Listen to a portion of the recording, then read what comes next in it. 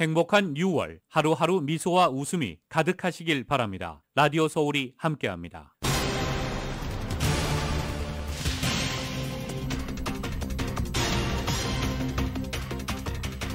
캘리포니아 주정부가 2024년 대선을 앞두고 유권자 자동 등록 시스템을 마련해 유권자 참여를 늘리는 방안을 고려하고 있습니다. 캘리포니아의 노숙자들 가운데 상당수는 소셜연금을 받기 전 일자리를 잃고 소득이 끊기면서 노숙자로 전락한 것으로 조사됐습니다. 부정부패 혐의로 기소된 커렌 프라이스로 공석이 된 LA 시의회 부의장 자리에 마키스 해리스 도슨 시의원이 임명됐습니다. 재택근무와 직원 감원 등으로 LA 다운타운 직장인들이 크게 줄어들면서 다운타운 비즈니스 영업도 큰 차질이 빚어지고 있습니다. LA에 거주하는 10대 청소년 30% 이상이 과체중이거나 비만으로 나타났습니다.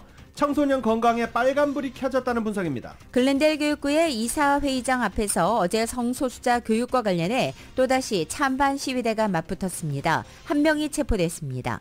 토니 블링컨 국무장관과 시진핑 중국 국가주석 간의 만남 이후 미중 정상 대면 회담이 이뤄질 것이란 기대가 커지고 있습니다. 미중 관계가 좋아질 것이라는 기대가 커지고 있는 가운데 바이든 대통령이 시진핑 주석을 독재자에 빗대 발언했습니다. 중국이 강력 반발하고 있습니다. 모디 인도 총리가 처음으로 미국을 방문했습니다. 두 나라가 방위 산업 협력을 확대하고 미국이 비동맹 국가와 공유하지 않았던 핵심 기술 공유도 논의할 예정입니다. 바이든 대통령의 둘째 아들 헌터 바이든이 탈세 혐의로 기소됐습니다. 검찰과 합의해서 혐의를 인정하고 재판은 하지 않기로 했지만 공화당이 비난하고 있습니다. 연방준비제도가 올 봄 지역은행 파산 사태 이후 은행의 문제를 신속히 파악하기 위해 행동과학자 등을 고용해 신속 대응하는 안을 논의하고 있습니다.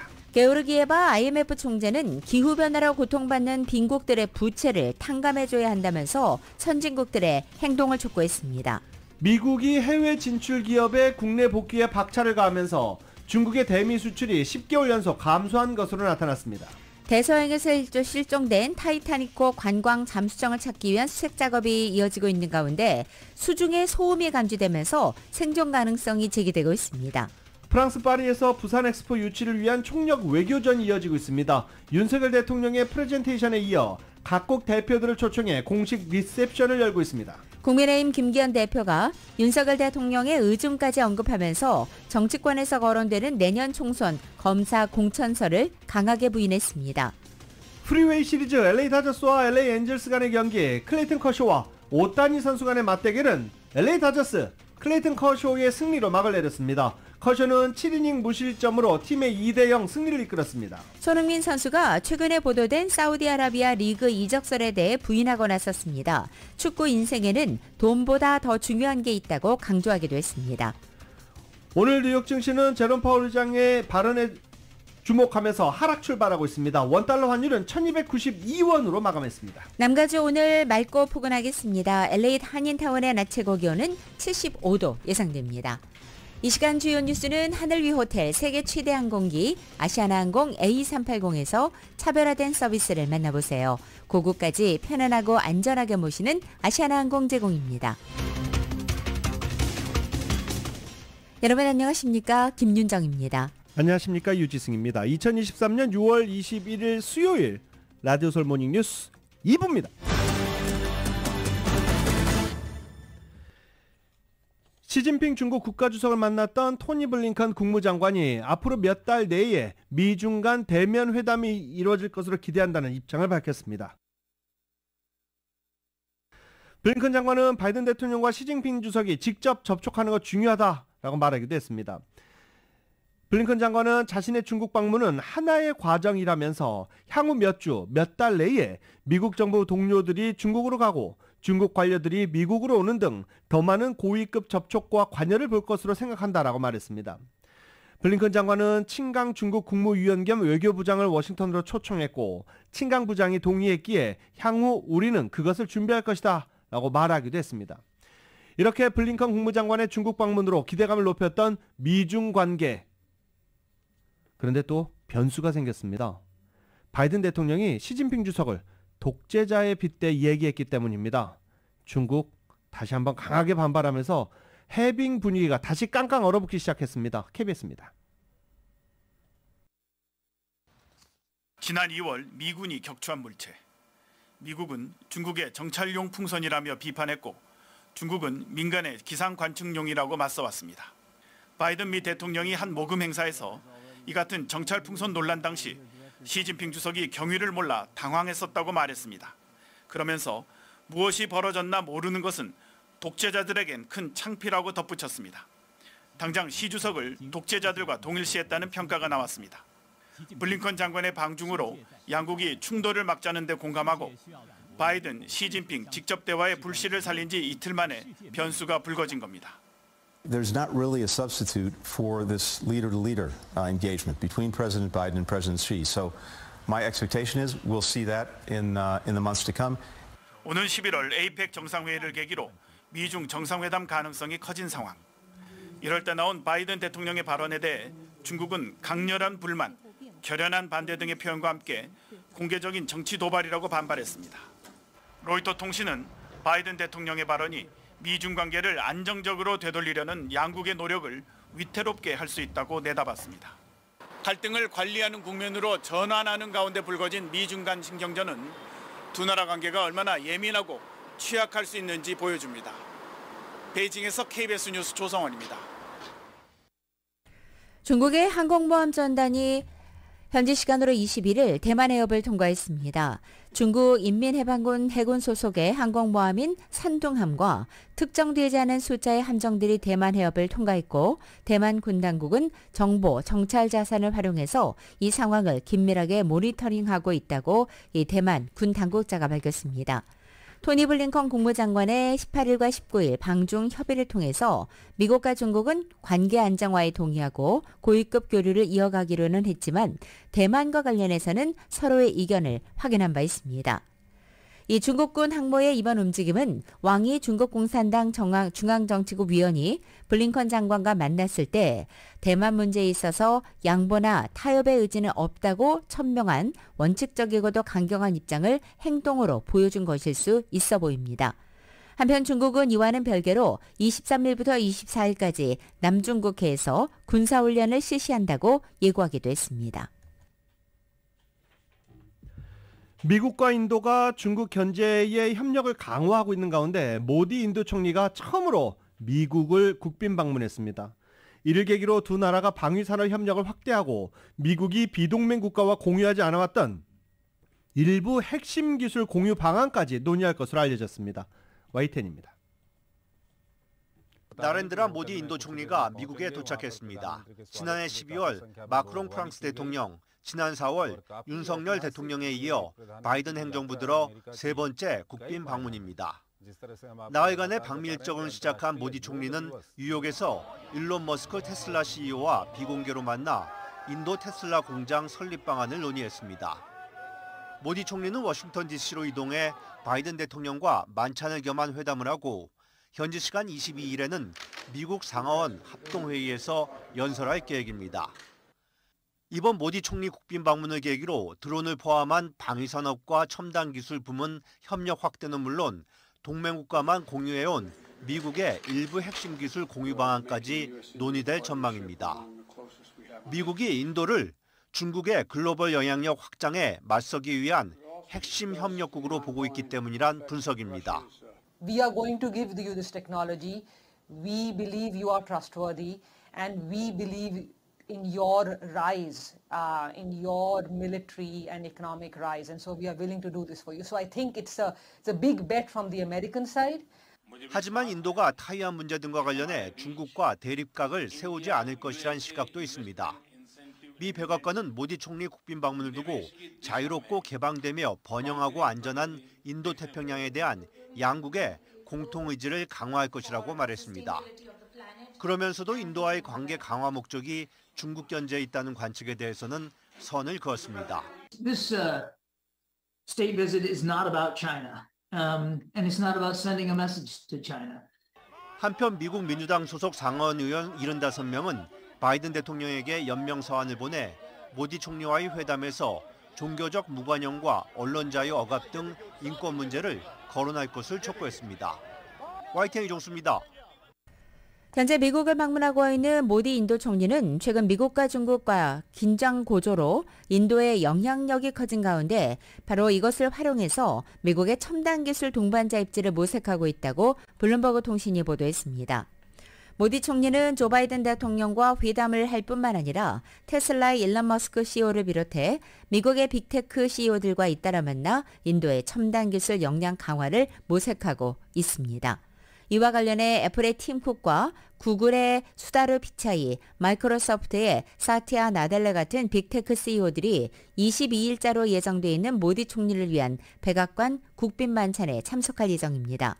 모디 총리는 이와는 별도로 23일 IT 업계 지도자들과도 만나서 기술 이전과 중국 집중에서 탈피하는 사업지역 다각화 방안 등도 논의할 예정이라고 소식통들은 전하고 있습니다. 미국은 최근 최대 무역 파트너이자 세계 최고의 제조업 강자인 중국과 거리를 두는 상황에서 인도를 영내 외교 군사적인 균형을 맞출 수 있는 국가로 보고 있습니다. 바이든 행정부가 중국에 대한 첨단 기술 수출을 통제하는 가운데 모디 정부도 2020년 인도군 20명이 사망한 국경 충돌 이후 중국 앱 수백 개를 금지하면서 양국 모두 중국을 위협으로 간주하고 있는 실정입니다. 이에 따라 모디 총리 방문의 가장 중요한 의제 중 하나로 기술 분야를 중심으로 한 비즈니스 관련 규제 철폐가 될 예정이고 특히 미국의 대중국 반도체 수출 규제 노력의 일환으로 양국은 인도나 또 첨단 반도체 제조 촉진 방안을 마련 중이라고 익명의 소식통은 전하고 있습니다. 이 같은 양국의 기술 협력은 국방 분야로까지 확대돼서 제너럴 일렉트릭과 힌두스탄 에어로노틱스 모디 총리 방문 기간에 인도 전투기용 엔진 생산을 위한 계약도 체결할 예정입니다. 미국의 방위산업체 제너럴 어타맥스도 인도에 드론을 판매하는 협상을 진행 중이라고 CNBC 방송은 전하기도 했습니다. 미 당국자들이 트럼프 행정부 시절 중국의 쿠반의 도청 의혹 시설에 화웨이 등 중국 통신장비 업체 직원들이 출입했다는 첩보를 확보해 검토했던 것으로 전해졌습니다. 월스트리트저널은 복수의 익명 소식통을 인용해 이러한 첩보에 따라 트럼프 행정부 시절 화웨이와 중싱, 이 GTE입니다. 이 화웨이와 GTE가 중국의 대미국 스파이 능력 확대에 역할을 했을 가능성이 제기된 바 있다라고 보도한 것입니다. 소식통들은 화웨이와 ZTE가 정교한 도청 장비를 제조하는 것으로 알려져 있지 않다면서도 이들 업체가 정보를 중국으로 전송하는 데 쓰이는 서버와 네트워크 장비 등 도청 활동에 필요한 기술에 특화되어 있다라고 전했습니다. 화웨이는 이와 관련해 근거 없는 비난이라고 부인하면서 주재국의 중거법을 완전히 준수하고 있다라고 밝혔고 ZTE는 별도의 입장을 내놓지 않은 바 있습니다. 앞서 월스트리트저널은 중국이 최소 2019년부터 쿠바에 스파이 기지를 운영하고 있으며 양국이 공동 운영하는 쿠바 내 도청 시설이 4곳이다라고 보도한 바 있습니다. 미국이 해외 진출 기업의 미국 내 복귀인 리쇼어링에 박차를 가하면서 중국의 대미 수출이 10개월 연속 감소했습니다. 홍콩 사우스차이나 모닝포스트는 현지 시간으로 21일 미국 국제무역위원회와 미국 상무부의 자료를 인용해 이같이 보도했습니다. 이전까지 미국 시장에서 중국에 장악했던 모든 주요 제품군에서 중국의 점유율이 급격히 낮아졌다고 보도한 것입니다. 또 전문가들은 이 같은 흐름이 계속될 것이며 세계의 공장인 중국의 전반적인 수출에 지속적인 영향을 끼칠 것이라고 전망한다라고 보도했습니다. 가장 타격을 입은 분야는 섬유와 의류입니다.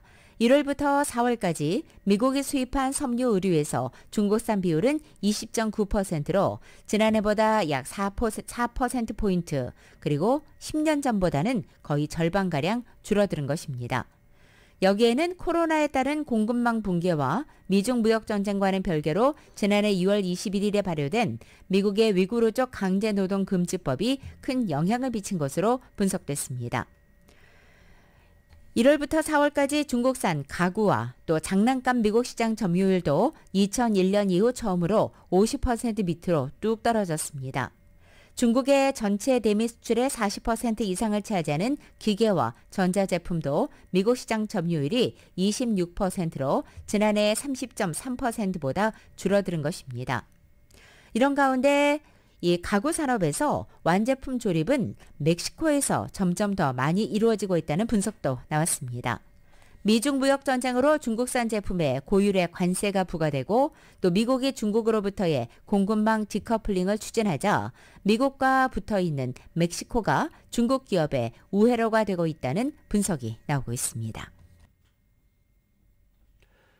바이든 대통령 둘째 아들 헌터 바이든이 탈세 혐의로 기소됐습니다. 헌터 측은 혐의를 인정하기로 검찰과 합의를 했는데요. 공화당은 솜방망이 처벌이라며 비난했습니다. 혐의를 인정하기로 검찰과 합의해서 헌터 바이든은 재판을 하지 않기로 했습니다. YTN입니다. 헌터 바이든은 지난 2017년과 18년 소득세를 내지 않은 혐의로 기소됐습니다. 헌터 측은 혐의를 인정하고 재판하지 않기로 검찰과 합의했습니다. 검찰은 대신 집행유예를 권고하기로 했습니다. 체납세금 120만 달러는 이미 국세청에 냈습니다. 징역 10년형이 가능한 마약 중독 상태에서 권총을 소지한 혐의는 기소되지 않았습니다. 2년 동안 마약을 끊고 총기를 소지하지 않는다는 조건이 붙었습니다. 약물 중독 재활 절차를 밟으면 기소 기록조차 남지 않게 됩니다. I'm very proud of my son. Did you encourage him to take a plea deal, Mr. President? Thank you. 지난 8일 기밀문서 유출 혐의로 기소된 트럼프 전 대통령은 중범죄자에게 교통법규 위반 딱지를 끊어줬다며 맹비난했습니다. 공화당도 솜방망이 처벌이라고 비판했습니다. If you were the president's leading political opponent, the DOJ tries to literally put you in jail and give you prison time. If you are the president's son, you get a sweetheart deal.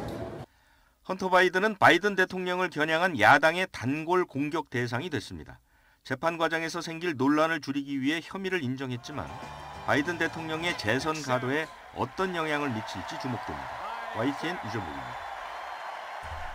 라디오 솔 모닝뉴스 2부 미국과 로컬 소식은 정말 핫하고 촉촉하고 맛있는 사상 최고의 맥도널드 버거가 있습니다. 그 누구보다 먼저 먹고 싶은 맥도널드 제공입니다.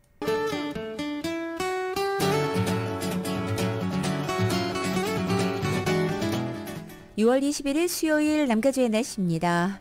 여름의 시작을 알리는 절기 하지를 맞은 오늘 남가주 지역 맑은 하늘 보이고 있습니다. 오늘 낮 기온도 조금 높아져서 한낮에는 풍부한 햇살과 함께 약간의 더위도 느껴지겠습니다.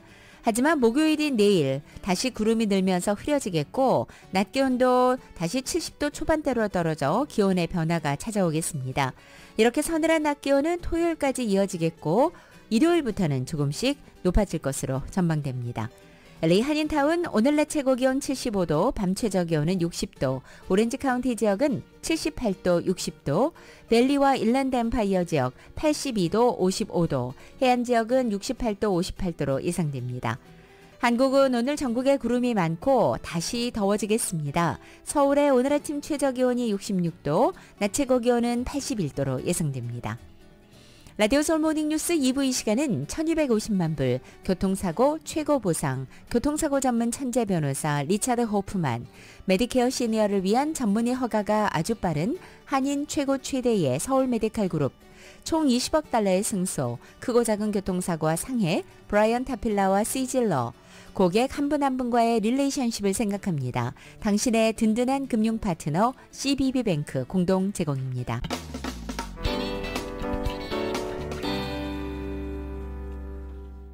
라디오솔 모닝뉴스와 함께하고 계십니다. 캘리포니아 주정부가 대선을 앞두고 유권자 자동 등록 시스템을 마련해 유권자 참여를 늘리는 방안을 고려하고 있습니다. 이은 기자가 보도합니다. 2024 대선을 앞두고 가주정부가 가주민들의 유권자 등록을 자동으로 만드는 법안을 선보였습니다. SB 846은 가주의 모토 유권자 프로그램을 확대해 유권자 참여를 확대하는 것을 취지로 하고 있습니다. 지난해 5월을 기해 가주에 등록된 유권자들은 2,190만 명으로 가주에 투표가 가능한 성인 2,690만 명 중 약 82%가 유권자 등록이 되어 있는데 등록된 유권자들을 더 늘리자는 취지입니다. 또한 현재 가주에서 백인 유권자들이 투표 참여율이 높은데 새 법안을 통해 커뮤니티나 소득 수준, 성별에 관계없이 다양한 인종과 커뮤니티의 주민들을 다가오는 대선 투표에 참여시키자는 것이 목적입니다. SB 846이 통과되면 유권자 등록이 되지 않은 한인들도 투표에 참여할 수 있게 돼 한인 정치적 신장에 상당한 도움이 될 것으로 기대됩니다. 한인민주당협회의 스티브 한 회장입니다. 한인 투표가 이제 캐스팅 보트로 할 수 있는 그런 임팩트도 더 있을 수 있고요. 그리고 최근 UCLA에서 이제 LA시에 있는 아시안 유권자 데이터를 통계를 펼쳐보면 아시안들은 한인을 포함한 아시안들은 안타깝게도 많아봤자 50%밖에 유권자 등록을 마무리하지는 않았다고 나왔습니다. 한미연합회의 유니스 송 대표는 유권자 자동 등록 자체는 반가운 소식이지만 이보다 더 중요한 것은 한인들이 실제 투표에 참여하는 것이라고 강조했습니다. 투표하실 기회가 올 때마다 대선이든 프라이머리든 제너럴 일렉션이든 모든 기회에 여러분들이 투표에 참여하시고 본인들이 원하는 선호하시는 캐디데이트든가 법을 위해서 꼭 투표를 참여해 주세요. 캘리포니아는 다른 주에 비해서 제일 쉽게 투표할 수 있는 주고요. 지난 2월에 선보인 법안은 현재 가주당국 내 상원위원회에 제출된 상태로 상원 본회의 표결을 앞두고 있습니다. 라디오 서울 뉴스 이은희입니다. 이번 학년도 마지막으로 진행된 글렌데일 교육구 이사회 회의장 앞에서 어제 또다시 폭력적인 시위가 벌어져 한 명이 체포됐습니다. 어제 회의에서는 성소수자 관련 아젠다가 없었음에도 불구하고 글렌데일 교육구 사무실 앞에는 성소수자에 대한 찬성 또 반대 측 시위자 약 200명이 몰렸습니다. 현장에는 많은 경찰들도 배치돼서 만일의 사태에 대비하는 모습도 보였고 폭동 진압용 장비가 장착되기도 했습니다.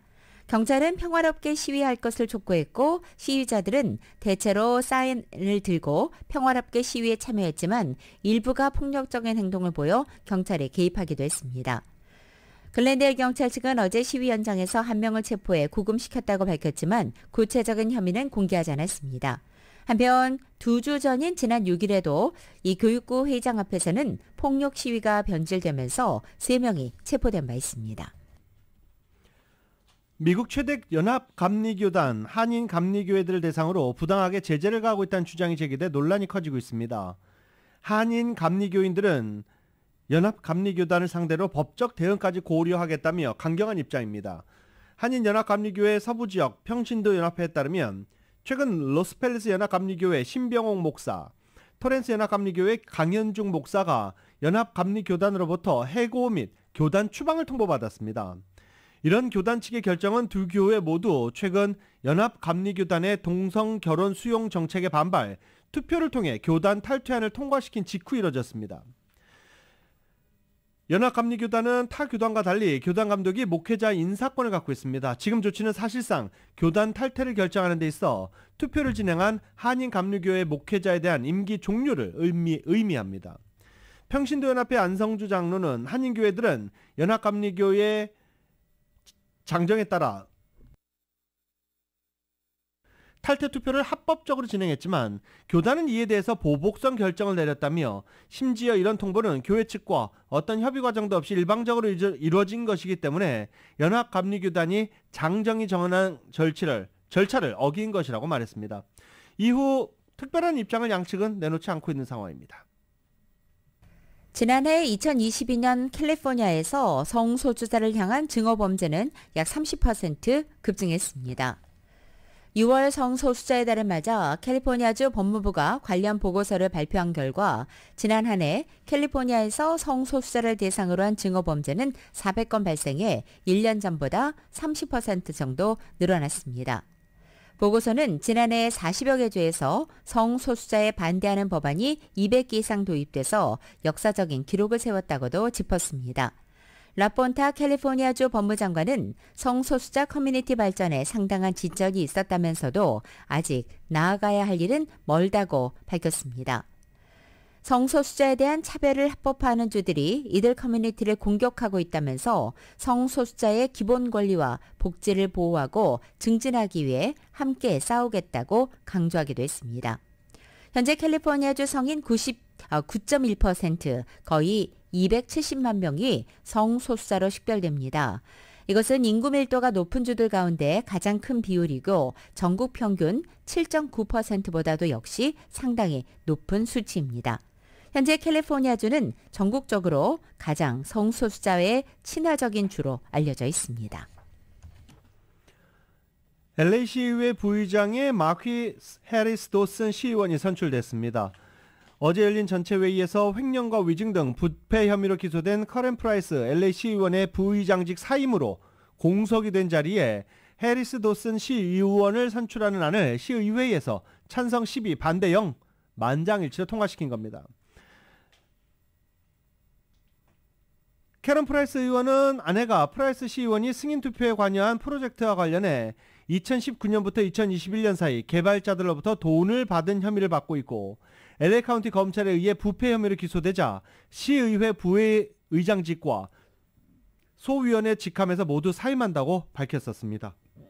하지만 시의원직 사퇴는 하지 않겠다고 선을 긋기도 했습니다. 현재 LA 시의회는 프라이스 시의원 직무 정지를 표결에 붙일 것이라는 전망이 나왔지만 이에 대한 표결 여부나 일정은 아직 알려지지 않았습니다. LA시와 LA 카운티 그리고 주요 도시들의 시간당 최저임금이 오는 7월 1일부터 또 인상됩니다. 한인 기업과 업주들에게는 적잖은 영향을 미치게 될 전망입니다. LA시의 최저임금은 현행 시간당 16달러 04센트에서 7월 1일부터는 16달러 78센트로 인상됩니다. 지난 2015년 6월 당시 LA시장은 시간당 최저임금을 매년 단계적으로 인상시켜서 지난 2020년 15달러까지 오르도록 하는 조례안에 서명했었고 이번 인상은 LA시의 최저임금 인상 조례에 최저임금이 15달러가 된 이후에 소비자 물가지수 변동에 따라서 최저임금을 추가로 올릴 수 있도록 해놓은 규정에 따라 이루어지는 것입니다. 현재 한인 요식업주들은 모든 물가가 오른 상황에서 인건비까지 또 오름인 요식업주들의 고민이 많다면서 업주 측면에서는 보험 등 관련 비용까지 올라가니 그 체감률이 더 크다고 밝혔습니다. 캘리포니아 노숙자들 중 상당수가 나이가 들어서 일자리를 잃었지만 소셜 시큐리티 연금을 받는 연령에 못 미친 상황에서 소득이 끊겨서 비싼 거주 비용을 감당하지 못해 노숙자가 된 케이스가 많은 것으로 나타났습니다. 정윤호 기자가 보도합니다. 가주의 노숙자들 대부분이 정신질환이나 마약 문제가 있다는 고정관념과는 달리 나이가 들어 일자리를 이룬 후 경제적으로 어려워져 집을 잃고 홈리스로 나앉은 사람들이 의외로 많다는 연구 보고서가 공개됐습니다. 이번 연구는 UC 샌프란시스코의 홈리스 하우징 이니셔티브의 연구팀이 실시한 것입니다.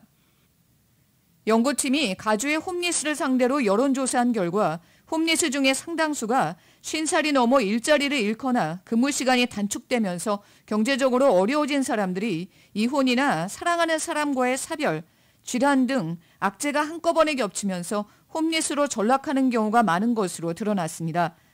조사 결과 현재 가주에서 거리로 몰린 싱글, 독신 홈리스 중에 거의 절반은 연령이 50살 이상으로 드러났습니다. 반면 전체 홈리스 성인 중에 불과 7%만이 65세 이상으로 드러났습니다. 홈리스로 전락할 위험이 가장 높은 대상은 50살이 넘어 일자리를 잃었지만 은퇴 연령에는 못 미쳐 소셜 시큐리티 연금을 받지 못하는 주민들입니다. 소셜 시큐리티를 받을 수 있는 가장 빠른 나이는 62세인데 50대의 일자리를 잃고 소득이 끊어진 주민들이 가장 취약한 계층이라는 지적입니다. 소득이 지역 중간소득의 30% 미만인 빈곤층 가주민 100명당 배정되는 어포더블 하우징 유닛은 24개 유닛에 불과한 것으로 집계됐습니다. 교도소에 수감됐던 사람들이 홈리스로 전락하는 경우도 많습니다. 가주의 노숙자 5명 중 1명꼴로 교도소에서 복역하고 나온 전과자 출신으로 드러났으며 홈리스 중에 4분의 1 정도는 정신질환이 있는 것으로 드러났습니다. 3분의 1 정도는 마약을 상시적으로 복용하고 있다고 답했습니다. 이번 연구조사는 LA 카운티를 비롯해 가주 내 8개 카운티에서 3,200명의 노숙자들을 인터뷰해서 도출된 결과입니다. 주목할 사항은 노숙자 10명 중 8명이 마지막 거주지가 가주였던 것으로 드러났고 4분의 3은 현재 살고 있는 노숙자 텐트촌이 위치한 카운티에서 계속해서 살아왔던 것으로 드러났습니다. 노숙자들이 타지에서 가주로 유입된 것이 아니고 가주에서 살던 사람들이 거주 비용을 감당할 수 없어 홈리스로 전락했다는 것입니다. 주민들이 홈리스로 전락하는 것을 막기 위해서는 보다 많은 어포더블 하우징이 마련돼야 한다는 지적입니다. 라디오 서울뉴스 정현호입니다. LA 거주하는 10대 청소년 10명 중 3명 이상이 과체중이거나 비만으로 나타났습니다. NDEKC 재단이 발표한 연례 키즈 카운트 보고서에 따르면 캘리포니아에서 소아 비만이 증가하고 있습니다. 특히 LA 카운티는 10살에서 17살 어린이와 청소년들 중에 37%가 과체중이거나 비만으로 비율이 더 높은 것으로 나타났습니다. 인종별 분포를 보면 라틴계 어린이와 10대들의 과체중과 비만율이 가장 높았습니다. 캘리포니아 건강 인터뷰 조사에 따르면 LA에 사는 10살부터 17살 사이의 라틴계 청소년들은 거의 절반이 과체중이거나 비만이었습니다. 또 동일한 연령대의 흑인과 아시안 어린이들 중에 32%가 과체중이거나 비만이었고 그 다음으로 두 인종 이상의 어린이들이 22%를 차지했습니다. 반면에 LA 카운티 내 백인 어린이들의 비만율은 약 14%로 가장 낮게 나타났습니다. LA시가 3년 연속 전국에서 가장 모기가 많은 도시로 꼽혔습니다. 해충 방제 업체 오킨에 따르면 LA는 지난해 4월부터 지난 3월 31일까지 거의 1년간 모기 퇴치 방역을 가장 많이 한 도시 1위에 올랐습니다. 시카고와 뉴욕도 3년 연속 2위와 3위로 꼽았습니다. 오킨에 따르면 전국적으로 약 200종의 모기가 서식하는데 모기는 화씨 68도 이상일 때 활발히 활동하고 번식 기간은 5월에서 9월 사이입니다. 오킨의 프랭크 미크 학자는 모기류는 청결도, 온도와 상관없이 고요 있는 물을 좋아한다며 번식을 위한 영양분 섭취로 사람을 무는 것은 대부분 암컷이다라고 전하기도 했습니다. 연방질병통제예방센터 CDC에 따르면 지난 2021년 모기류 인해 발생한 웨스트나일 바이러스에 미국인 2,445명이 감염됐고 그중 165명이 사망했습니다. LA 카운티 소방국과 셰리프 당국이 어제 독립기념일 7월 4일을 앞두고 불법 불꽃놀이 위험 경고에 나섰습니다. 관계 당국은 불꽃놀이는 전문가에 맡기라고 권고한 것입니다. 지난 한 해 LA에서는 12살 소녀가 불꽃놀이로 손가락을 모두 잃는 사고가 발생했었고 독립기념일 당일 카운티 전역에서는 모두 50건 이상의 화재 사고가 보고되기도 했습니다. 불법 불꽃놀이는 적발 시 $1,000의 벌금 또는 징역형을 선고받을 수 있습니다. 라디오서울 모닝뉴스 함께하고 계십니다.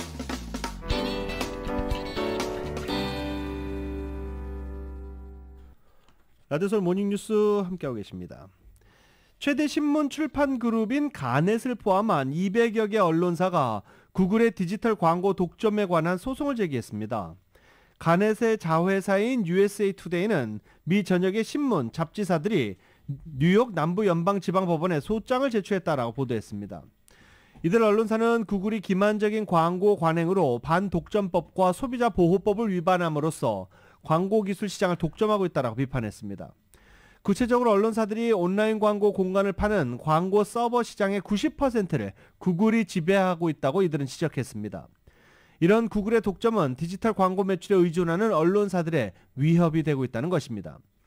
마이클 리드 가넷 최고 경영자는 성명을 내고 뉴스 출판사들은 적시에 최신 보도와 필수 컨텐츠를 지역사회에 제공하기 위해 디지털 광고 매출에 의존하고 있다며 그러나 구글의 광고 관행은 언론사 매출은 물론 지역 뉴스 자체를 줄어들게 만드는 등 부정적인 영향을 주고 있다고 말했습니다. 연준의 제롬 파월 의장이 오늘 인플레이션을 잡기 위해서 앞으로 기준금리를 추가로 인상할 필요가 있다는 입장을 재확인했습니다. 파월 의장은 오늘 하원금융위원회 보고를 앞두고 공개한 반기 통화정책 보고에서 최근 물가 지표를 거론하며 인플레이션이 작년 중반 이후 어느 정도는 누그러졌지만 인플레이션 압력이 여전히 높고 인플레이션을 2%로 다시 낮추기 위한 과정은 갈 길이 멀다고 진단했습니다. 또 올해 개인 소비가 늘었지만 주택담보대출 금리 인상으로 주택시장 활동이 둔화됐고 금리 인상이 기업의 고정투자에도 부담을 주는 것으로 보인다라고 진단했습니다. 또 여전히 노동 수요가 공급을 크게 앞서고 있지만 노동시장의 수요와 공급이 균형을 잡아가고 있다는 징후가 있다고도 밝혔습니다. 대서양에서 실종된 이 타이타닉호 관광 잠수정을 찾기 위한 수색 작업 사흘째인데요. 오늘이 황금 시간대 마지막입니다. 수색 현장에서 쾅쾅하는 소리가 들리고 수중 소음까지 감지된 것으로 알려져 탑승자들이 생존했을 가능성 제기되고 있습니다. 미국, 캐나다 모두 현재 수색 현장에 투입되어 있는 상태입니다. KBS입니다. 미국 매사추세츠주 케이프코트에서 약 1,500km 떨어진 북대서양 바다 한가운데에서는 사흘째 수색 작업이 진행 중입니다. 실종 잠수함은 타이타닉호의 잔해가 있는 심해 4,000m 부근에 있을 것으로 추정되고 있습니다. 미국과 캐나다군 민간 전문가들까지 합동으로 수색을 벌이고 있지만 아직 정확한 위치조차 파악이 힘든 상태입니다. 이런 가운데 현지 시간 20일 잠수정에서 발신된 걸로 추정되는 소리가 감지됐다고 미 CNN 방송이 정부 내부 메모를 인용해 보도했습니다. 수색대가 30분 간격으로 쾅쾅 하는 소리를 들었고 음파 탐지기를 추가 배치한 뒤 4시간이 지난 시점까지 지속됐다는 겁니다. 하늘에서 수색 작업을 벌이던 해상 초계기에서도 수중 소음이 감지됐습니다. 잠수정 탑승자들이 아직 생존해 있을 가능성이 제기되는 대목입니다. 미국 해안경비대는 이 소음 데이터를 토대로 실종 잠수함의 위치를 파악하기 위한 분석에 착수했습니다. 다른 문제가 없다고 해도 잠수정 안의 산소는 우리 시간으로 내일 오후쯤이면 바닥이 날 전망입니다. We haven't even found where the submersible is. If we were able to find it, would we be able to rescue? 현지 시각 18일 캐나다에서 출항한 4고 잠수정에는 영국의 억만장자 탐험가와 파키스탄 사업가와 아들, 프랑스 다이버, 잠수정 회사 CEO 등 5명이 탑승했습니다. 구조를 위한 골든타임이 임박한 가운데 잠수정의 위치를 파악한다고 해도 인양이나 구조까지는 적지 않은 난관이 예상됩니다. KBS 뉴스 이하경입니다. 5년 만에 이뤄진 미 국무장관의 중국 방문 결과를 설명하기 위해서 방중에 동행했던 미 국무부 동아태 차관보가 한국을 찾았습니다. 토니 블링컨 장관은 중국에 대북 압박 협조를 당부하면서 협조하지 않으면 방어 자산 배치와 훈련을 강화하겠다고 언급했습니다. YTN의 보도입니다. 데니얼 크리튼 브링크 미 국무부 동아태 차관보가 외교부 청사를 찾았습니다. 토니 블링컨 미 국무장관의 중국 방문 결과를 설명하기 위해서입니다. 이 자리에서는 북핵 문제와 대중 외교 정책 등 다양한 글로벌과 영내 이슈에 대해 논의가 이뤄진 것으로 전해졌습니다. 동아태 정책을 총괄하는 미 고위 당국자가 방중 일정이 끝나자마자 일본에 이어 우리나라를 찾은 건 이례적입니다. 그만큼 한미일 3국 안보 협력이 강화됐다는 뜻이기도 합니다. 앞서 블링컨 장관은 미중 회담에서 북핵 문제 해결을 위한 중국의 역할을 촉구했다고 밝혔습니다. China is in a unique position to press Pyongyang to engage in dialogue and to end its dangerous behavior. 그러면서 중국이 북한을 압박하지 않으면 미국은 한국, 일본과 함께 동맹국을 보호하기 위해 더 많은 방어 자산을 배치하고 훈련 등을 강화할 수밖에 없다고 미국 언론과의 인터뷰에서 강조했습니다. 이에 대해 중국은 미국도 북한의 안보 우려 해소를 위한 조치가 필요하다며 선을 그었습니다. 朝鲜半岛问题的症结是很清楚的，各方都应该正视问题的症结，承担各自的责任，通过有意义的对话，均衡解决各方的合理关切。 미 중 간 대화의 물꼬는 텄지만 한반도 문제를 둘러싼 이견을 좁히지 못하면서 핵미사일 도발 위협 수위를 높이는 북한을 대화의 테이블로 끌어낼 대책 마련은 쉽지 않아 보입니다. YTN 신현주입니다. 라디오서울 모닝뉴스 스포츠 소식입니다. 스포츠 소식은 전문가가 추천하는 이민법과 가정법 전문 제인정 종합법률사무소 제공입니다. LA 다저스와 LA 엔젤스가 지금 NIM 스튜디오랍니다. NIM 스타디움에서 경기를 갖고 있습니다.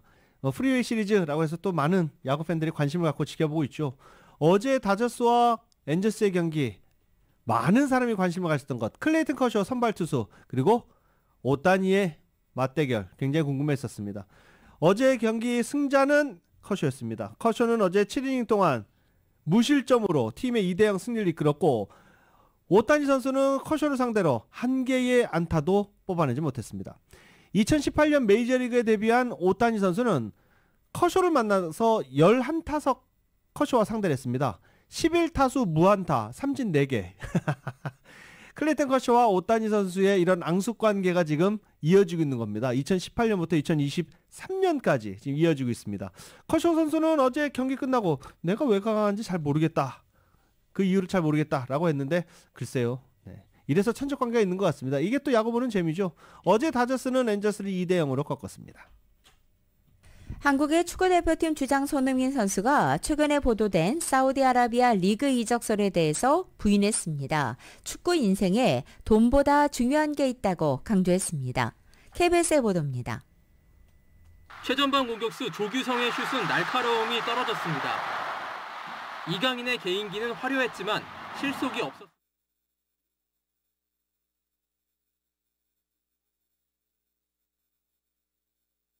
손흥민은 스포츠 탈장 수술의 여파로 전반 벤치를 지키면서도 동료들에게 전술을 지시하는 열정을 보여줬습니다. 후반 24분 마침내 관중들의 열렬한 환호 속에 교체 투입됐습니다. 아직 100%의 몸 상태가 아니었지만 최선을 다해 그라운드를 누볐습니다. 경기 후 손흥민은 사우디 알 이티하드가 연봉 420억 원을 주겠다며 영입 제안을 했다는 외신 보도에 대해 단호히 선을 그었습니다. 저는 아직 그 리그에 갈 준비가 안 돼 있고 저는 프리미어리그가 좋고 프리미어리그에서 아직도 할 일이 많이 남아있다고 생각을 해요. 또 과거 기성용이 대표팀 주장의 신분으론 중국 리그에 가지 않는다고 말한 것을 언급하며 돈보다 중요한 것이 있다고 밝혔습니다. 성룡이 형이 한번 그때 얘기했잖아요. 대한민국 대표팀 주장은 중국에 가지 않는다. 돈은 중요하지 않고 저한테는 축구, 또 축구의 자부심, 소속팀 팬들은 좋아하겠네요. 이렇게 얘기하면. 네. 손흥민의 잔류 선언은 잉글랜드에서도 큰 반향을 일으켰습니다. BBC는 손흥민이 프리미어리그에 남길 원한다고 즉각 보도했고 더선은 요리스와 케인이 이적할 가능성이 있는 토트넘에 좋은 소식이라고 전했습니다. 호날두와 벤제마 등이 오일머니를 따라 사우디리그로 이적한 상황에서 손흥민의 선택이 더욱 주목받고 있습니다. KBS 뉴스 문영규입니다. 한편 클린스만 감독이 이끄는 한국 축구대표팀이 골 결정력 난조로 4경기째 승리를 거두지 못했습니다. 3골을 먹으면 4골을 넣겠다던 클린스만 감독의 취임 일성 점점 무색해지고 있다는 평가가 나오고 있습니다. KBS입니다.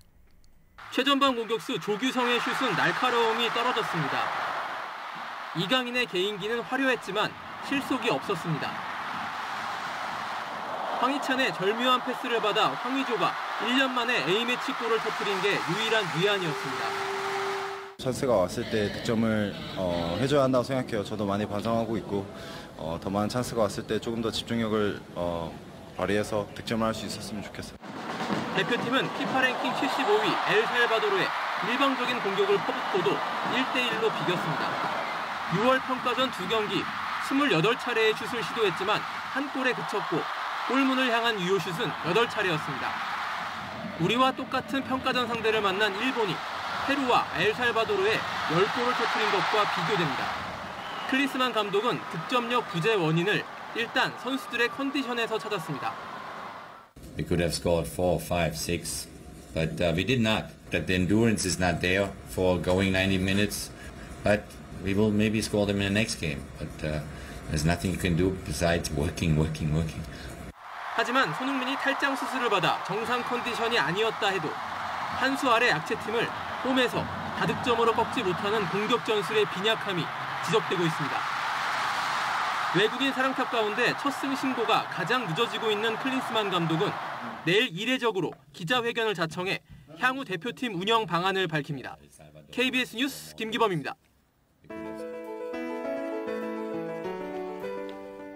2023년 6월 21일 수요일에 전해드린 라디오솔 모닝뉴스 여기서 마치겠습니다. 지금까지 진행의 유지승, 김윤정이었습니다. 라디오솔 모닝뉴스 2부 이 시간은 1250만 불 교통사고 최고 보상, 교통사고 전문 천재 변호사 리차드 호프만, 메드케어 시니어를 위한 전문의 허가가 아주 빠른 한인 최고 최대의 서울 메디칼 그룹, 총 20억 달러의 승소, 크고 작은 교통사고와 상해, 브라이언 타필라와 CG러, 고객 한 분 한 분과의 릴레이션십을 생각합니다. 당신의 든든한 금융 파트너 CBB뱅크 공동 제공이었습니다. 잠시 후 9시에는 강혜신의 오늘의 미국이 방송됩니다. 함께해 주신 여러분 고맙습니다.